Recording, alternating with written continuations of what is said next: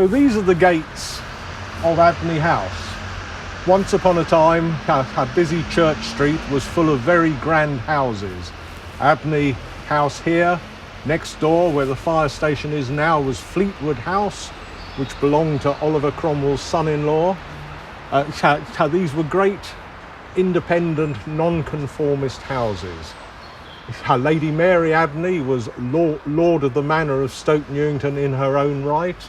Her husband, Sir Thomas Abney, was a founder director of the Bank of England and a Lord Mayor of London. Lady Mary is buried in Old St Mary's down the road. Sir Thomas is buried in St Peter's, Cornhill, in the City of London, as befits a Lord Mayor.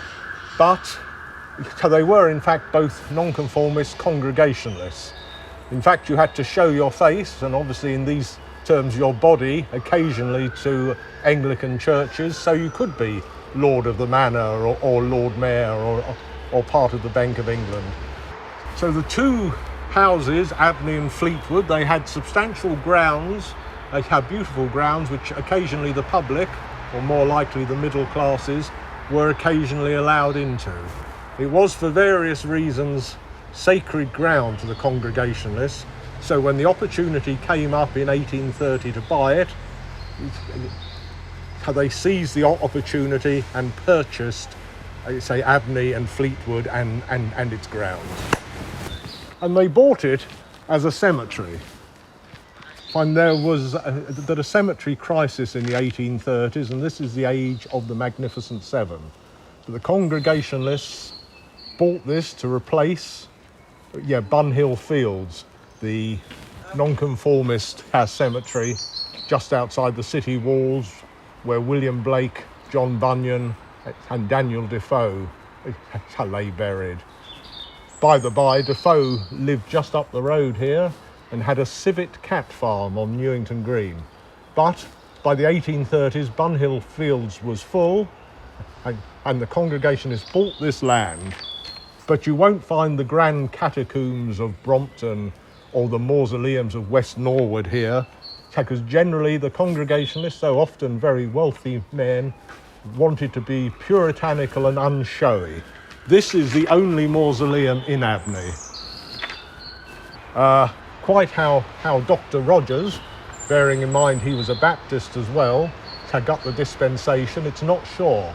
He did give magnificent stained glass windows to the Union Chapel at Highbury, St Paul's Cathedral, and of course the Abney Chapel. And this is his family mausoleum.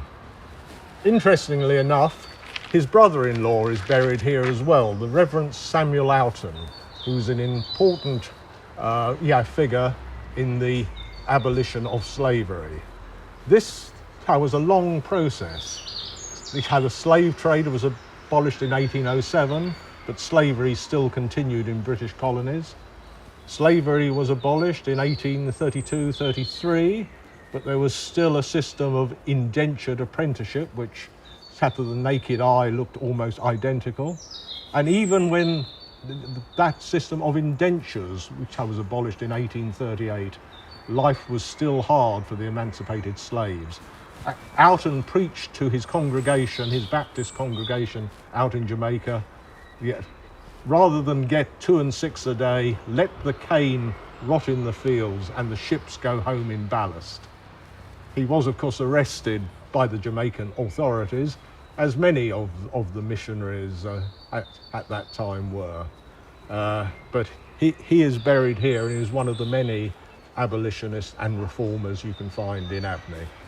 In 2015, it was the 150th anniversary of the Salvation Army, and this was very much the centre of attention because many of the dignitaries of the army are buried here. General William Booth, the founder, this was probably the biggest funeral that Abney ever had, with the platoons of Salvationists, army and police marching up from the city. But I'm going to talk more about his wife, Catherine Booth. She was a celebrity preacher in her own right, and for many years has supported the family on her own. Her last sermon was at a Congregationalist church. She was a Congregationalist, and that's why she was buried here, and she was the first. And then, if you like, the others followed. She was a campaigner in the fields of reform against prostitution and child slavery, and in many ways the army was quite an egalitarian organisation in terms of gender. And here next door are what you could call the Salvation Army's first management team, 3 extraordinary men.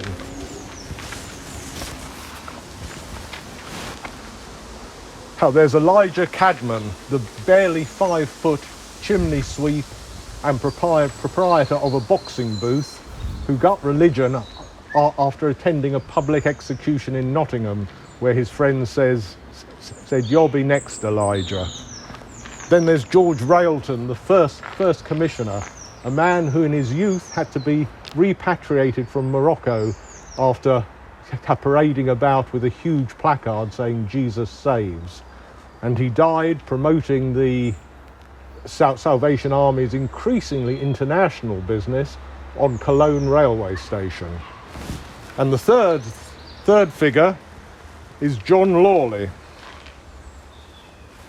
a man with a wonderful singing voice and another great preacher. He would dress in a frock coat and a top hat and go on to Morecambe Sands and other sands and suddenly produce his umbrella, erect it and run around in a circle until a crowd was gathered and he would preach. Needless to say, he was arrested too. Frederick St. George Tadillatur Booth Tucker was perhaps the Salvation Army's first posh boy recruit. Educated at Cheltenham College, he left the Indian Civil Service to join the army and to spearhead its campaign in India. As I said about George Railton in Europe, the worldwide expansion of the army was quite extraordinary. Booth Tucker, the Booths were one of those families, if you married into it, you had to take their name, so he had to add the Booth to his name. As the army in India, they dressed in Indian clothes. He took the name Fakir Singh. They would march and preach in Delhi, and needless to say, this sort of behaviour outraged the Raj. So Booth Tucker too was arrested for a while, but the army thereafter continued. And there are other Salvation Army people buried in this cemetery. There's a rather touching memorial to people from their city colony who obviously died in the influenza epidemic of 1918. So this is, as I say, very much sacred ground to the Salvation Army.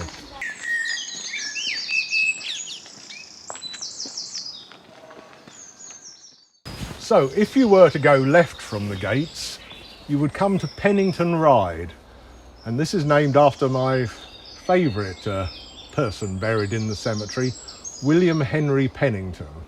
He was the son of a civil servant, but obviously had a taste for adventure, because he ran away from home to join the Merchant Navy, and then, obviously feeling a little bored in 1854, he joined the army and he joined the cavalry, even though, as his father wrote to the Times, he had no more experience of horses than pony rides on Blackheath Common. Which was unfortunate, because in October that year he found himself looking down the Valley of Death and taking part in the charge of the Light Brigade. He survived that. I think he was shot in the thigh, but managed to get back to the lines and had taken part in a historic, if disastrous, event. He must have had enough of the army by then, because he bought himself out and then became an actor. And not just any actor, he was apparently William Ewart Gladstone's favourite Hamlet. And he still to a degree traded on his balaclava sort of reminiscences. He was proud that 20 years after he could still get into his uniform and posed in Elizabeth, Lady Butler's painting of Balaclava after the charge. He occasionally recited Tennyson's Charge of the Light Brigade, though was insistent that as the bugle hadn't sounded, it wasn't technically a charge. So a very varied career. Say his autobiography was called Siege, Camp and Stage, and Pennington is, say, an extraordinary character. And if it's true, Victoria Crosses are made from the bronze of the captured Russian guns from Sebastopol, it's appropriate that on the other side of Pennington Ride is buried Abney's holder of the Victoria Cross, John Freeman. Not an uncommon name. There has been some dispute whether he is the same John Freeman, but there seem to be certain links with the furniture trade which would tie in with Hackney's furniture industry along the Lee. His medal is in the Imperial War Museum in the Lord Ashdown collection with a photograph of his grave here, and it even featured in a Daily Mail article, Scandal of Our Heroes' Graves. Freeman earned his Victoria Cross in, I was brought up to know as the Indian Mutiny, but is now called the Indian Rebellion of 1857. And he saved an officer with his accurate and rapid rifle fire. Possibly part of the reason he got the Victoria Cross was that the officer he saved was also a holder of the Victoria Cross, Lieutenant Jones. And I always love to tell this story. Lieutenant Jones had massive facial scarring and lost an eye in his adventures in the Crimean War. And he always told the story that when he was awarded the Victoria Cross, Queen Victoria, so fascinated, intrigued, appalled by the look of his face, pinned the cross through his uniform, through his shirt, and through the flesh of his chest. And if you were to go to the right from the gates, you could find yourself by the grave of James Bronte O'Brien. Bronte was his pen name. He was a Chartist journalist. So the Chartists in the early 19th century had a 6-point programme, most of which has now been adopted, and we wouldn't think twice about it. But it was enough to wind Bronte up in prison, and in many ways that spell in prison broke his life, his health and his fortunes. And there is the sad epitaph here that his life was grand, his death was sad and drear. What is grand is that for many years there has been a Bronte O'Brien graveside address. In the past, this has been given by such figures as A.J.P. Taylor, the historian, Arthur Scargill, Tony Benn, which was a record attendant, so much so he had to climb a ladder to give his address. And in 2015, on the 175th anniversary of the cemetery, the Trust reinstituted this tradition. And since then, it's had such figures as Jeremy Corbyn, how Melissa Benn, the novelist and journalist and education campaigner, and Tony Benn's daughter. And 2 years ago, I came to one by an academic on O'Brien's proposals for land tax. I suppose today this would be a wealth tax, something we still talk about, but the wealthy don't seem to like it, and it never gets anywhere. Curiously enough, how many of the people closely involved with Abney are not buried here. You find the architect is in Highgate, you find the designer is in Brompton, but this is the grave of the builder, John Jay. You say a great Victorian builder. This was his first major project, but afterwards he went on to build King's Cross Station, large parts of Paddington Station, the Victoria Tower of the Houses of Parliament, and other substantial Victorian works. It's a It's a unique grave in its Baroque style and its lion's feet, totally unlike anything else in the cemetery. I've mentioned the rather puritanical, austere views of the Congregationalists, but perhaps like Dr. Rogers, he got a special dispensation. And indeed, special dispensation, the marble sarcophagus comes from his own workshop, and it is, to say allegedly, at least in part, the work of his own hand. So here is the figure of the significant man who built the chapel and laid out the cemetery. So the grand statue here in the middle of the cemetery had to Isaac Watts, and he is another man who is not buried here. But Watts came to stay with the Abneys for a short while and stayed for 36 years. He's a distinguished poet and hymn writer. His work has influenced people as disparate as William Blake and Lewis Carroll, and he wrote famous hymns such as "O God, Our Help in Ages Past." This actually memorialises he's great wherever the English language is spoken. He is, in fact, buried in Bunhill Fields together with Blake and Bunyan. But his continued residence here is one of the reasons why this site was so dear to the Congregationalists and why they chose it to be their cemetery. So, why am I standing here by this fairly ordinary grave, of which there are many of the design throughout the cemetery? But it is an important listed monument, and it is the grave to Joanna Vassa. The inscription is virtually illegible now. It has been recently restored by the Trust. I would have recut it, but that's not the fashion these days. But I know what it says. Joanna is defined in terms of the men in her life. Say, in memory of Joanna, beloved wife of Henry Bromley, daughter of Gustavus Vassa, the African. Now, Henry Bromley was a Congregationalist minister. I sometimes think everyone buried here is a Congregationalist minister. But what's this about Gustavus Vassa? Those of you knowledgeable in the 30 Years' War will say, well, he was a militant Swedish king. Well, Gustavus Vassa, the African, was a slave.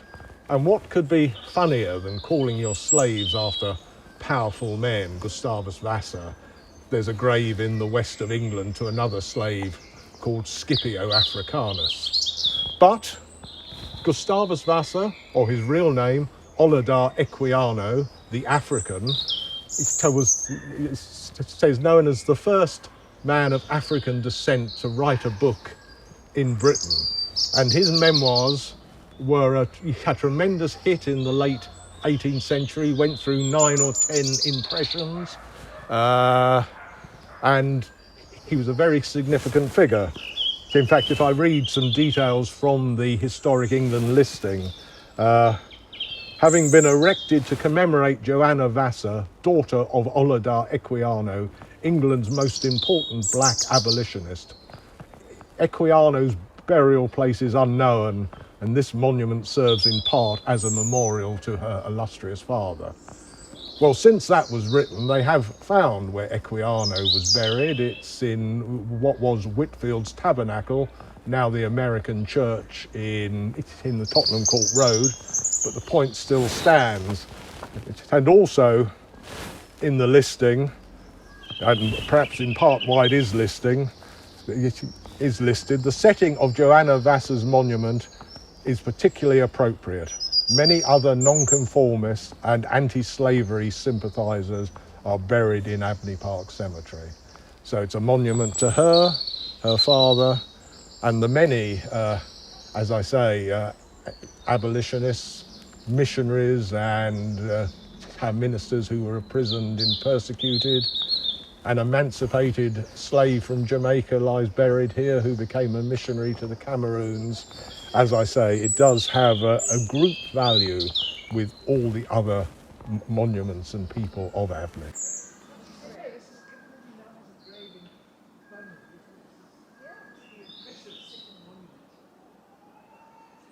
There is a talk on the Abney Park website, say, about the Tottenham outrage, but it is difficult to pass this by as one of the most memorable and delicate and moving memorials in the cemetery to P.C. Tyler, who was killed in the outrage.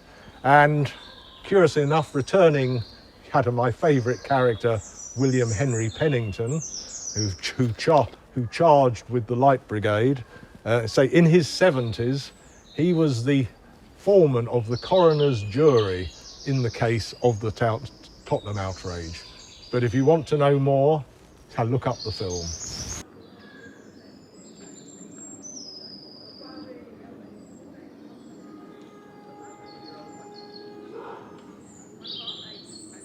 So I have to be careful here. It's a fairly anodyne statement, but this is referred to as the oldest extant non-denominational chapel in Europe.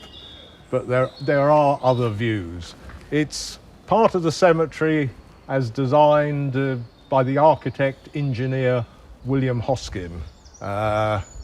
He was a multifaceted man. He's also very involved in the development of building control and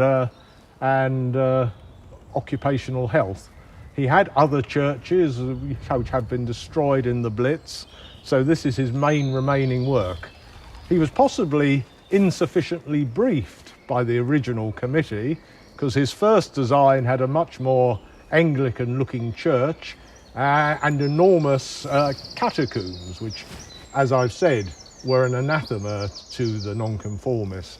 So he had to redesign this more in the style of a Greek cross, and hopefully, as part of the proposals for Abney, it will come back into use as a venue and community space.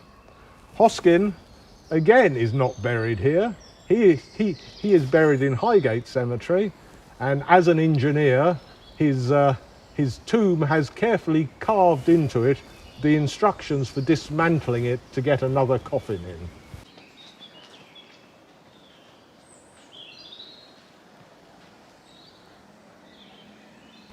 So this is also my favourite character in the cemetery. It's William Hone, a bookseller, a campaigning journalist and satirist. And in 1817 he was tried in the Guildhall. His crime, blasphemous libel. He had parodied the government in parodies of the Lord's Prayer, the Creed and the Litany. And rather than making it apparent it was a political trial, you find the government opted to go for the religious crime of blasphemy. But the trial was in the City of London's Guildhall, where previously Lady Jane Grey and the Guy Fawkes plotters had been sentenced to death. It was very much a show trial. Hone, a man, not a great public speaker, but a man of tremendous erudition, I feel a certain fellow feeling, spoke at his trial each day for 7 or 8 hours, with an enormous wealth of classical and contemporary literary parallels to his supposed offence. On the first day, the judge directed the jury to convict, and the jury went out and acquitted him. For the second day, Lord Ellenborough, the harsh and abrasive Lord Chief Justice, was brought in. Again, Hone spoke for 7 hours with all his literary parallels, and again find the judge instructed conviction and the jury acquitted.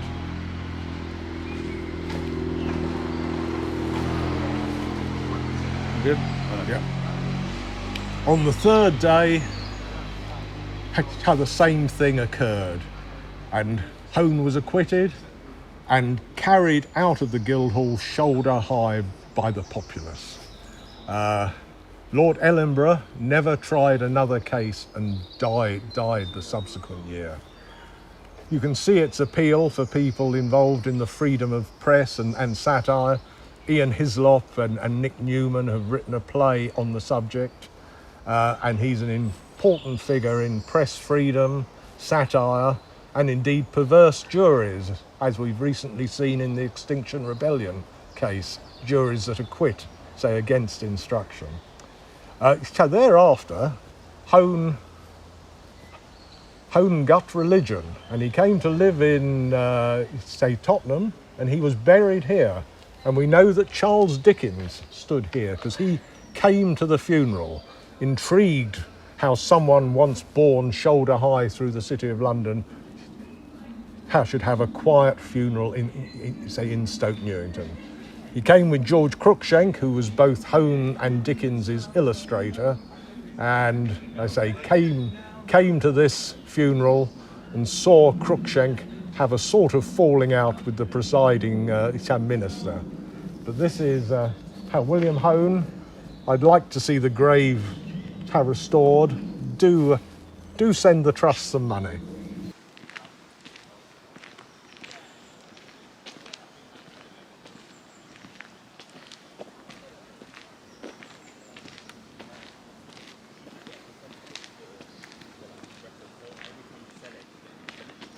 So, here in Monument Way, so one couldn't really come to Abney and not talk about the music hall stars who are buried here. So there's Nellie Power, the woman who originally sang The Boy I Love, is up in the gallery.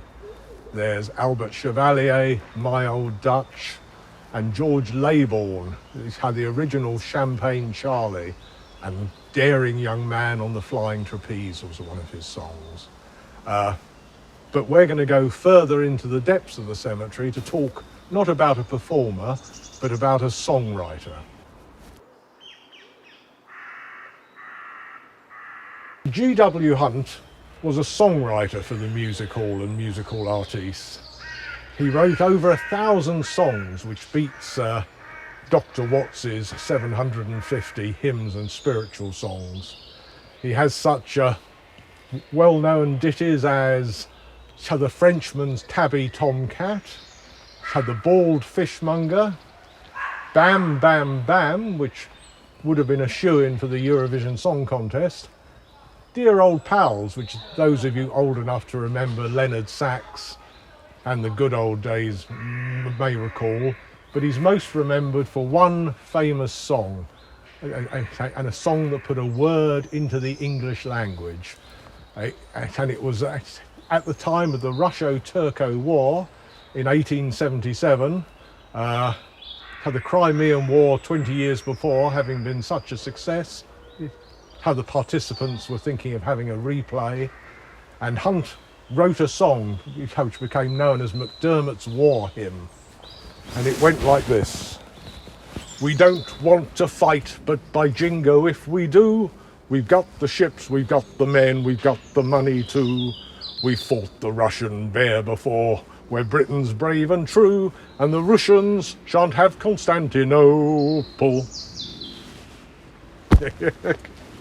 So the word, of course, is jingo and jingoism. And whether MacDermot and Hunt and their war song did change the minds of Europe, but the Western powers did not get involved in that war, and it was settled by diplomacy. But let's go and look at his grave. So we're right in the depths of the cemetery now, and here is G.W. Hunt's grave, and clearly that song is what he's remembered for. How the inscription says he wrote many of the people's songs, and one that during the Russo-Turkish War of 1878, I think, came to greatly strengthen the policy of the British government of the day, and may heretofore justly claim some of the influence of power. I'd say, and almost illegible at the bottom, is a little verse which I've copied down. Not always kings and powers shall guide a people's fate. A rhyme may wreck an empire, and a song may save a state. So we have Florence Nightingale, the Nightingale's Nightingale. We have Mary Seacole, the black Florence Nightingale. And this is Betsy Cadwalada, the Welsh Florence Nightingale. She was a woman who was in her 60s when she decided to train as a nurse and go out to say, assist the British Army in the Crimean War. She had been a lady's maid. She had been a ship's captain's maid. She was well travelled. She had some medical experience, and 40 years before she had seen the field of the Battle of Waterloo. But she was moved by the appalling stories of the conditions out in the Crimea to go out. She faced prejudice from Florence Nightingale, who thought she was Welsh and working class and shouldn't go, and said she would consign her to another superintendent. Betsy at this was enraged. Consign? Do you think I am a dog or a piece of furniture? But she went out and she nursed in Scutari, couldn't get on with Nightingale at all, and moved closer to the front line in Balaclava, where she nursed for a number of years. She went down with the endemic diseases of the Crimea and returned to London, and she died here and was buried in a common grave. Many years later, people rediscovered her grave and her memory. You find the Betsy Cadwalada Trust is the biggest national health trust in Wales, and people came and erected this stone and this memorial bench to mark her extraordinary life and involvement in the Crimean War.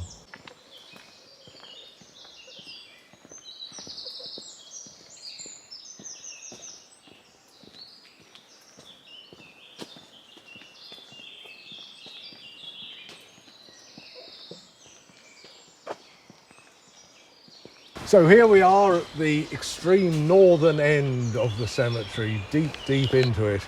And this is Dr. Watts's Mound. Now it's hard to envisage, but once upon a time the Hackney Brook, now culverted and part of London's sewerage system, bubbled along here. This was an island. There was a heronry, and apparently this is where Dr. Watts used to like to retreat. Had to write his poems, his hymns, his sermons, his logical treatises. His work on logic was the standard university text on the subject for 100 years. So this is one reason why this area was so dear to the Congregationalists. But the other one is the legend that in this mound lies the body of Oliver Cromwell.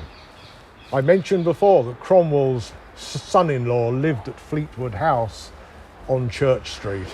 And Cromwell, so we know that his college, Sidney, Sussex, has his skull. I think this is an extreme example of alumni donation. But it is rumoured, and it was mentioned in the opening ceremony, that the body, because of course Cromwell was dug up and his corpse ritually hanged by Charles II, but the rumour that somehow his body was found here. And this is why, for the Congregationalists, it's almost like a non-conformist apostolic succession, from Cromwell to Watts reclining here, writing his works, through to the Congregationalists buying it, building their cemetery, and burying their illustrious dead. So this is perhaps the pinnacle of Abney in several senses. So one of the most distinctive features of Abney are its Egyptian gates. very unusual, sort of unique. In fact, culture wars are nothing new. In the mid-Victorian period, how Gothic was seen as Tory and classical architecture was seen as Whig. There is the apocryphal story that there was a change of government. Palmerston rejected George Gilbert Scott's Gothic design for the Foreign Office, and he had to go and recycle it as St Pancras Station. Similarly, in the religious field, Gothic was seen as Anglican, and classical had certain papist overtones. So the nonconformists here chose to have these Egyptian gates. Hoskin, the architect, retained Joseph Bonomi, an Egyptologist, a specialist in hieroglyphics, and he designed the remarkable Egyptian gates. Even the hieroglyphics are, in fact, do carry a message. They are, here is the abode of the mortal piece of man. So Bonomi, again, is not buried here. He's buried in Brompton, say in another Egyptian tomb, and nearby the strange Egyptian mausoleum to Mrs. Courtoy, which has a local reputation as a time machine. So he's not buried here. Hoskin, Cromwell's probably not. Watts, the mysterious George Collison, who was really the driving force behind the cemetery, none of them buried here. But there are, and I hope you've seen, many fascinating burials and famous people here. So do come and have a look.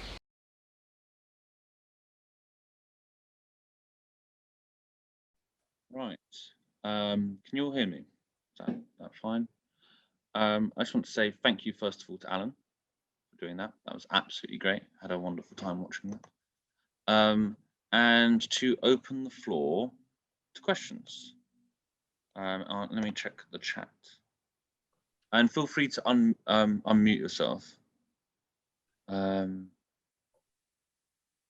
I hope people enjoyed that. The bird song was nice, wasn't it? And I say there's lots to see at Abney. The Egyptian gates are fascinating and controversial. There's a famous cartoon or caricature by Augustus Pugin, the sort of Anglo-Catholic, who contrasted what he saw as the horrors of mid-Victorian years with, you find, the medieval period, and he caricatured the Egyptian gates covered in adverts and with a horse-drawn omnibus outside. I mention the omnibus because it's a Schiller-Beers omnibus, and Abney or its environs has the distinction of having invented the school bus. And Schiller-Beer used to take Quaker children who were being educated in a Quaker school in, I think, Fleetwood House, down to services in the city. Obviously, Pugin thought this was a bad idea as well. But, any questions? So we have one here. Do you think there are many unrecognized abolitionists buried in Abney Park? Yes, I think, the more anybody researches, the more you find, sort of people who perhaps haven't made the history books. When I talked about Bronte O'Brien, but there's also Henry Vincent, who was a leading Chartist. He features in the David Osselaga thing about Bristol, where sort of units of the army were sent there, and Benjamin Lucraft, who being a very young Chartist, went on to be the first working class member of the London school boards in the 1880s.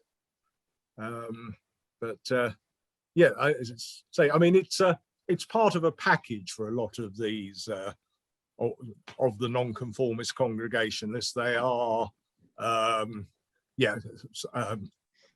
they're abstainers, they're teetotal, they're for voting reform, they're against the establishment of the Church of England or the Church of Wales, because they don't see why they should be paying money towards the established church when they don't go there. It's a package of views. So yes, you would find them. Yeah. So the next question, Alan. P.C. Tyler's helmet disappeared for a while about 10 years ago. Story goes that it was taken to the police museum. Is that true, or was it just taken away for restoration? I'm not entirely sure about this. It's before my involvement, but I mean, I've heard something along the lines that the monument was subject to some sort of form of vandalism, and thus it did have to be restored. But as I say, it is a marvelous piece of work and a fascinating story. And just behind it, there's a small cross for Ralph Jocelyn, who was the 10-year-old. I can't remember. He was I think he was a baker's boy, baker's delivery boy, who was also killed in the Tottenham outrage. As I say, I did do a talk, and it is on the web, on the Abney site, about the outrage, which is an extraordinary story. And another of these big funerals I mentioned, I think Catherine Booth's her burial was quite a big procession. William Booth's was. There's James Braidwood, the man who effectively sort of invented the modern fire service and was killed in the great Tooley Street fire. That was an enormous procession and big, as I say, big funeral. Just to get the juices flowing, I have a question for you, Alan. You're talking about the Hackney Brook and how it would run through Abney Park. How did the Hackney Brook change and get moved about? Do you know the history of that at all? Yeah, I mean, the Hackney Brook has a couple of sources, one by the Odin in the Holloway Road, and it flowed along the line of, I think, Gillespie Road, and then Riversdale Road there into Clissold Park. The two ponds at the north end of Clissold Park are on the line of the Hackney Brook through the cemetery. And I think when the cemetery was initially built, the brook was there, and the cemetery had not a wall there, but a metal railings, and you could see across Woodbury Down when it was still a down, and across to up towards Finsbury Park and the Finsbury. You find the original Finsbury Park Tavern, which is on the crest of the hill in Finsbury Park. But if you're asking me the date when it was culverted, I'm not sure, but it was culverted, and then the cemetery, took the extra land. Right. So then Roger says, can you remind us how the ownership of the park has changed throughout the years? Yeah, bits and bobs. It was set up, as I say, the Congregationalists. It's one of the Magnificent Seven, but the other six were all set up by Act of Parliament and a consecrated ground. The Congregationalists didn't want to have anything with consecrated ground. They certainly didn't want an Anglican bishop turning up there. They didn't want to have to pay compensatory fees to Anglican clergymen, which the other cemeteries had to, because they were taking, if you like, the business from the churches into these cemeteries. So Abney's got none of that. It was set up for the Congregationalists, wonderful arboretum. Oh yeah, someone else I should have mentioned, of course, very significant in the history, but buried elsewhere, is Gustav, I think it's Gustav Loddage, the plantsman. And of course, there is a Loddage Road in Hackney, and he had enormous specialist market gardens. And the planting, you find there was a complete A to Z of trees. Literally, it's A to Z, starting with the Acer and down to something that I can't pronounce, which starts with a Z, which is known as the toothache tree. Anyway, Loddage, say another significant figure, but buried in a wonderful chest tomb down at St. John's, Hackney. And it was, you know, find the graves were going to be inviolate, you know, yeah, because there were great scandals of bodies being dug up, graves being reused. So you paid a lot of money and you were guaranteed the plot for life. Now, sometime in the 1880s, I think the cemetery fell foul of the Inland Revenue, who said these weren't charitable donations, they were incomes. And it went then to be a limited company. Sir Charles Reed, Hackney's first MP, is, I think, chairman or certainly one of the boards then. It goes on, like all the cemeteries in the 1970s, you know, they become rather dark places. You know, you hear stories about Abney, you hear stories about Highgate, you know, black magic, have bodies disinterred, all sorts of things. And then various remedies are found. You know, Camden buys Highgate, I think, and passes it to the Friends.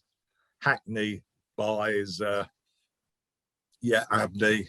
Southwark does something similar with Nunhead. And again, I think it's Lambeth. No, sorry. Yeah, that's right. Southwark with Nunhead, Lambeth with West Norwood.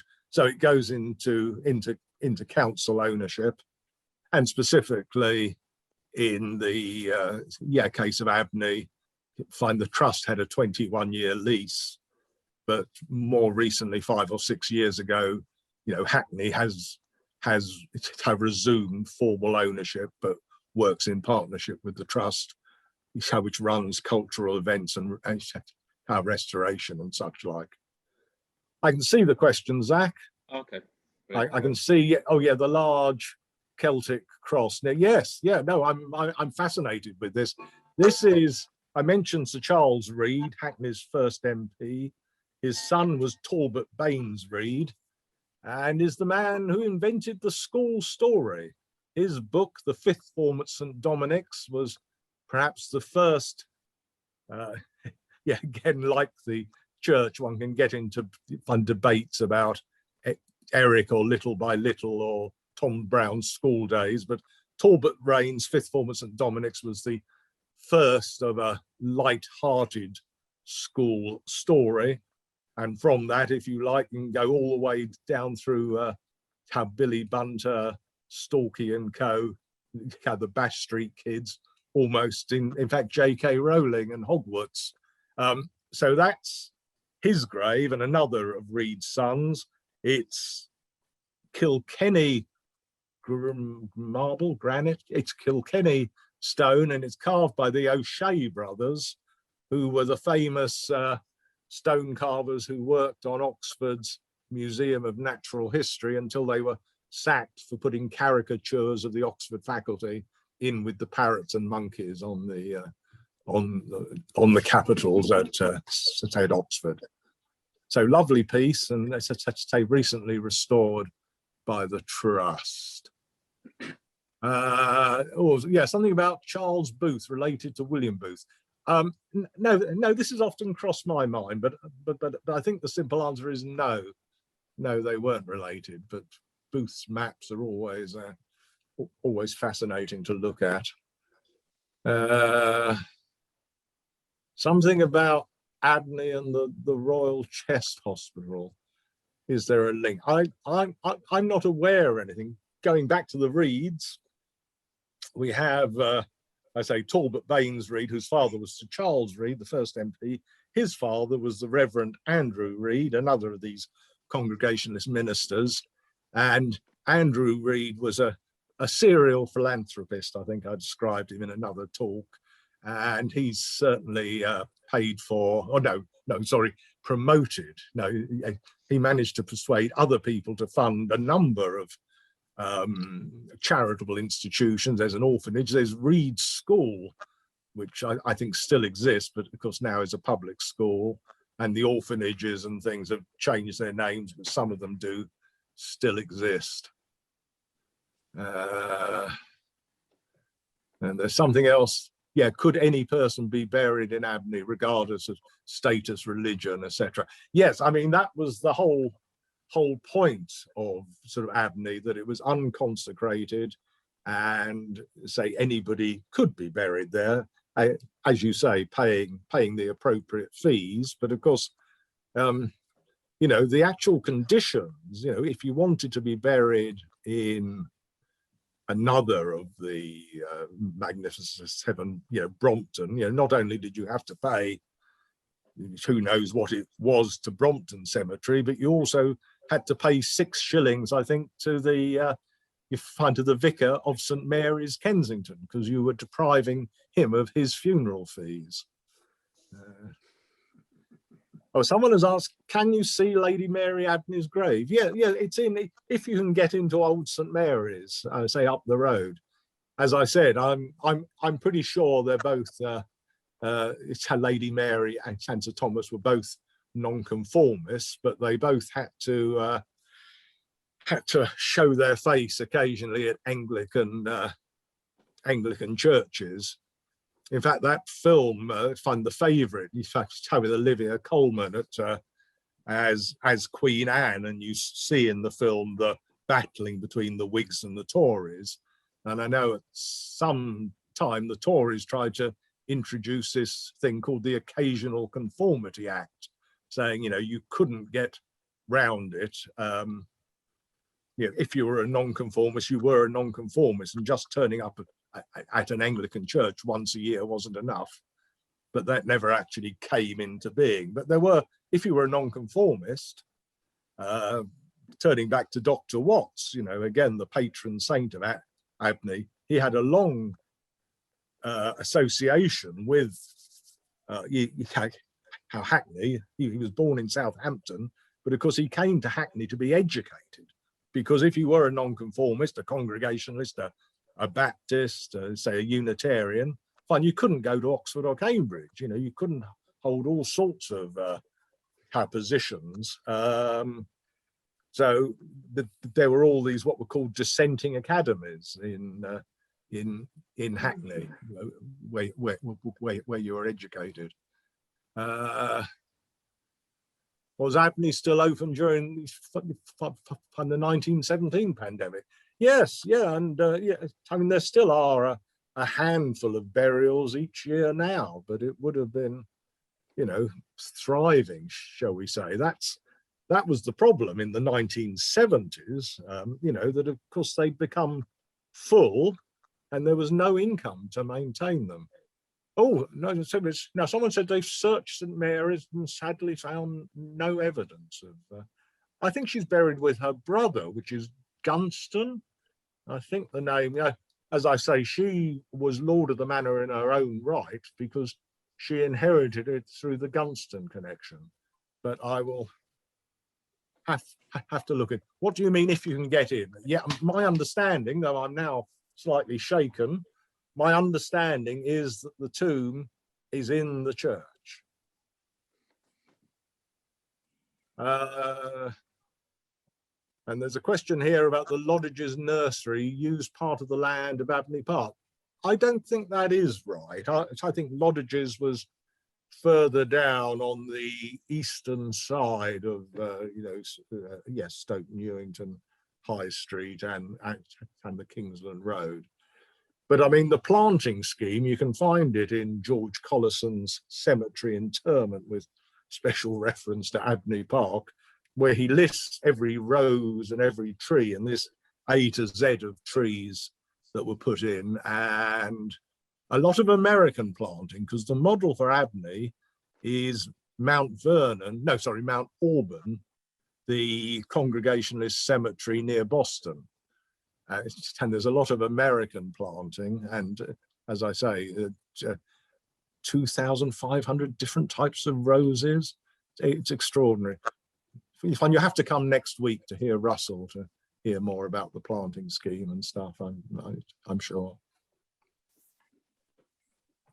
Can I ask a question? I once came across a grave commemorating a Zeppelin raid and people dying as a result, and I haven't been able to find it again. Presumably it does exist somewhere. I had exactly your same problem, because I'd seen it in the winter. Everything's easier to find in Abney in the winter before the how the plants grow. And then I found I'd made a note of the man's name, and with the office staff, we were able to find it. And we did mark it at the time. It's quite close to the chapel, isn't it? Yes, yeah, it's north of the chapel, and it's a wonderful thing because it does actually say he was killed by a bomb thrown from a Zeppelin, which but it is there. I mean, I'm sure if you go to the office or something, and I'll look it up again, and I'll find you the name. We did tie a bit of hazard tape to the tree above it, but it's quite close to the Mander grave, the needless to say, the Congregationalist clergyman who was the first person to be buried at Abney. Thank you.